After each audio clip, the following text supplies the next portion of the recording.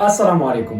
نن به مونږه یو بل امپورټنټ د پرسنټیج پرابلم ډیسکس کوو. تاسو په دې بورډ باندې وینئ چې مونږه لیکلي 50% of 140 ایز. دا قسمه ام سی کیوز تاسو لا په مختلف قسمه ټیسټونو کې زیات راځي. کله چې هم تاسو د پرسنټیج پورشن هغه ډیسکس کوئ نو د دې انډرسټینډ کول دې ټایپ ام سی کیوز انډرسټینډ کول په هغې باندې ځان پوه کول دا ډېر زیات لازمي دي ځکه چې د دې نه خامخا ام سی کیوز راځي. نو راځو فرسټ اف آل کوېسچن ته چې آیا دې قسمه کوېسچن به تاسو څنګه سال کوئ.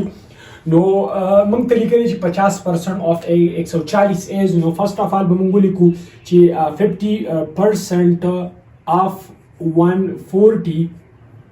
تاسو ما په اولی لیکچر کې ویلو چې د دې په ځای مونږ لیکلی شو چې 1/100 یعنې دې مطلب دا دا مونږ د پرسنټ دپاره یوز کوو او کله چې اف راشي دې په ځای مونږ ملټیپلای هغه چې کوم دی یوز کوو. نو مونږ لیکو 50 ملټیپلای بای 1/100 او اف په ځای چې کوم دی دا کراس او 140.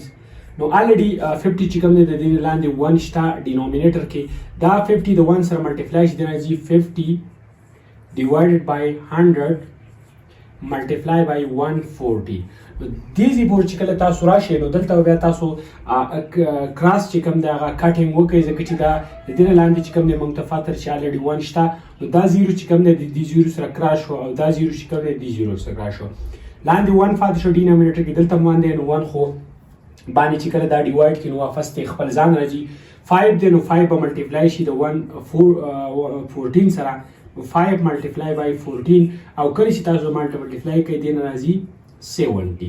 نو تاسو ګورئ په اسانۍ سره موږ د پرسنټیج کوېسچن چې کوم دی هغه سال کو چې انسر ترې راغی 70. نو تاسو وګورئ په آپشن کې موږ راکړی 70. نو 70 به تاسو یا ټیک کوئ یا به چې کوم دی هغه کم ببل چې در کړی هغه به شیډ کې.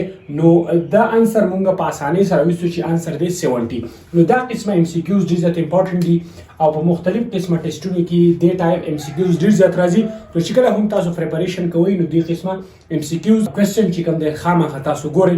نو امید ساتم چې دا لیکچر به ستاسو ډېر زیات خوښ شوی وي. د خپلو ملګرو سره ضرور شیر کړئ او مزید داسې ویډیوګانو دپاره زموږ پیج یوټیوب چینل چې کوم دی زموږ میس پرو هغه هم سبسکرایب کړئ. نو امید ساتم چې دغه ستاسو سپورټ باندې مې انشاءالله دا چیز کنټینیو وي. نو اجازت غواړم د نوي لیکچر لپاره د خدای په امان.